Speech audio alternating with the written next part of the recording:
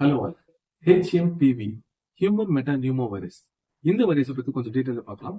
HMPV virus பாத்தீங்கன்னா விண்டர்ல தான் அதிகமா ஸ்ப்ரெட் ஆகும். இதோட இன்குபேஷன் பீரியட் பாத்தீங்கன்னா 3ல இருந்து 6 நாள். அதாவது நோய் தொற்று வந்ததுல இருந்து சிம்டம்ஸ் வரக்கூடிய நாட்கள் தான் இன்குபேஷன் பீரியட். அது 3 to 6 days. இந்த வைரஸ் எப்படி எல்லாம் ஸ்ப்ரெட் ஆகுதுன்னு பாத்தீங்கன்னா ட்ராப்லெட் இன்ஃபெக்ஷன்ஸ், அதாவது காத்துல தான். ஸோ இது வந்து தும்பும் போதோ இல்லை இருமும் போதோ கண்டிப்பா ஸ்ப்ரெட் ஆகும். ஸோ பப்ளிக் ஏரியாஸ் போகும்போது கண்டிப்பா மாஸ்க் யூஸ் பண்றது ரொம்ப ரொம்ப முக்கியம். அடுத்து ஏதாவது கான்டாக்ட், நம்ம ஏதாவது ஒரு பொருள் தொடுறோம்னா நீங்க கண்டிப்பா ஹேண்டை சானிடைஸ் பண்ணிக்கலாம், இல்ல சோப் யூஸ் பண்ணி 20 செகண்ட்ஸ் வாஷ் பண்ணிக்கலாம். ஸோ இந்த வைரஸோட சிம்டம்ஸ் என்னன்னு பாத்தீங்கன்னா fever, cough, wheezing, sore throat, இல்ல மூச்சு வாங்குறது, பிரீத்லெஸ்னஸ்.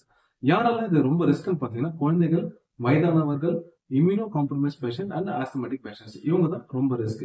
ஸோ இதுல இருந்து எப்படி நம்ம இம்யூனிட்டி ரைஸ் பண்ணிட்டு இந்த ப்ரிவென்ஷன் மெஷர் பண்ணலாம்னு பார்க்கலாம். ஸோ இம்யூனிட்டி பூஸ்ட் பண்ணணும்னா கண்டிப்பா ஃபுட் ப்ராடக்ட்ஸ்ல பாத்தீங்கன்னா ஆன்டி இன்ஃபிளமேட்டரி, அதாவது இஞ்சி இல்ல ட்ரைடு ஜிஞ்சர், அதாவது சுக்கு.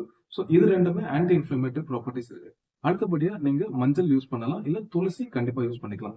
ஸோ ரெகுலர் பேஸ்ல நீங்க சூப்ஸும் யூஸ் பண்ணலாம். ஆன்டி ஆக்சிடென்ட்ஸ் அதிகமா இருக்கக்கூடிய broccoli and capsicum, vitamin C ரிச்னு வரும்போது நீங்க கண்டிப்பா லெமன் அண்ட் ஆரஞ்சஸ் ரெகுலர் பேஸ்ல யூஸ் பண்ணலாம். ஸோ இந்த ஃபுட்ஸ் எடுத்தீங்கன்னா உங்களுக்கு கண்டிப்பா வைரஸஸ் அண்ட் விண்டர் அஃபெக்ஷன்ஸ் பொதுவாகவே எல்லாத்துக்குமே இம்யூனிட்டி கொடுக்கும். அடுத்தபடியா பாத்தீங்கன்னா ரெஸ்பிரேட்டரி எக்ஸசைசஸ். ஆன்லைன்ல உங்களுக்கு கிடைக்கிற ஸ்பைரோமீட்டர் வாங்கி எக்ஸசைஸ் பண்ணலாம், இல்ல பிராணாயாமா தெரியுதுன்னா கண்டிப்பா பண்ணலாம். ஸோ இந்த மெத்தட்ஸ் எல்லாமே யூஸ் பண்ணீங்கன்னா இந்த வைரஸ்ல இருந்து கண்டிப்பா ப்ரிவென்ஷன் பண்ணிக்கலாம்.